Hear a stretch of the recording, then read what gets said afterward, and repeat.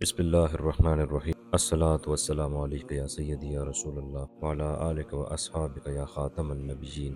تمہید ضرب کلیم، تیری نجات غم مرگ سے نہیں ممکن کہ تو خودی کو سمجھتا ہے پے کرے خاکی۔ علامہ کہتے ہیں میں تمہیں بتاتا ہوں کہ تمہاری نجات غم مرگ سے نہیں ممکن، اس لیے نہیں کہ موت بہت طاقتور ہے، بلکہ اس لیے کہ تم نے اپنی خودی کو محض مٹی کا ایک پیکر سمجھ لیا ہے۔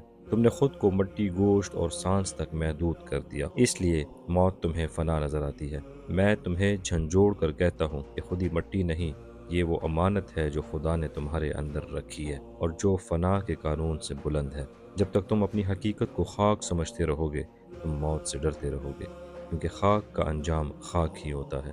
مگر جس دن تم نے اپنی خودی کو پہچان لیا، تم نے اس مقدس امانت کو پہچان لیا جو ازل سے رب نے تمہارے سینے میں رکھا ہوا ہے، اسی دن سے موت تمہارے لیے اندھیرا نہیں رہے گی بلکہ ایک دروازہ بن جائے گی۔ علامہ کہتے ہیں تم جسم کی قید سے نکل کر اپنی اصل کو پہچانو، کیونکہ خودی کو خاک سمجھنے والا کبھی حیات ابدی کا ذائقہ نہیں چکھ سکتا۔ علامہ کہتے ہیں تو موت سے کیوں گھبراتا ہے؟ سن، یہ ڈر، یہ مایوسی، یہ شکست خوردگی، یہ سب اس لیے ہے کہ تو نے اپنی خودی کو سمجھا ہی نہیں۔ تو سمجھ بیٹھا ہے کہ تو فقط مٹی ہے، گوشت اور ہڈیوں کا ایک ڈھیر، لیکن یہی تیری سب سے بڑی جہالت ہے۔ خودی جسے میں نے اپنی شاعری کا محور بنایا، وہ جسم کی قید میں بند کوئی فانی چیز نہیں۔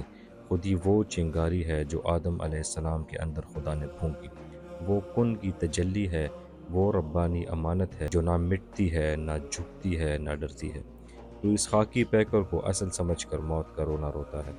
افسوس، جب تک تیرا شعور زمین سے بندھا رہے گا تو آسمانوں کی پرواز کو کیا سمجھے گا؟ خودی کو پہچان، تو وہ ہے جسے وقت کے فرعون بھی جھکا نہ سکے، لیکن اب تو اپنے نفس کا غلام بن بیٹھا ہے۔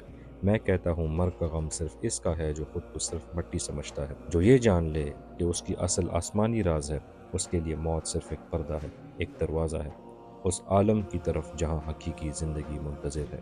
تو جاگ، خودی وہ طاقت ہے جو مٹی کو نور بنا دیتی ہے، جو انسان کو زمان و مکان کی زنجیروں سے آزاد کر دیتی ہے، لیکن شرط یہ ہے کہ تو اپنے آپ کو مٹی نہ سمجھ، خدا کا راز سمجھ۔